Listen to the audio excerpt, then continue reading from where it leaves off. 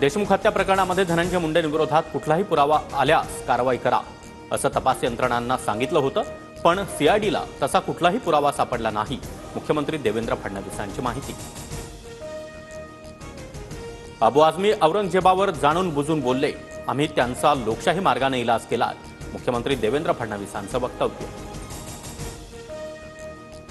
प्रशांत कोरटकर आणि आमचा काही संबंध नाही. त्याने केलेल्या मूर्खपणाला माफी नाही, दंड होणारच. महापुरुषांबाबत अवमानजनक वक्तव्य प्रकरणी मुख्यमंत्र्यांची ठाम भूमिका. शिंदे आणि आमच्यात कोणतंही कोल्ड वॉर नाही. काही मुद्द्यांवर मतभेद असले तरी आम्ही समन्वयानं काम करतोय. महायुतीतील नाराजीच्या चर्चांवर मुख्यमंत्री फडणवीसांची प्रतिक्रिया. 2019 मध्येच मला कोर्टानं निर्दोष मुक्त केलाय.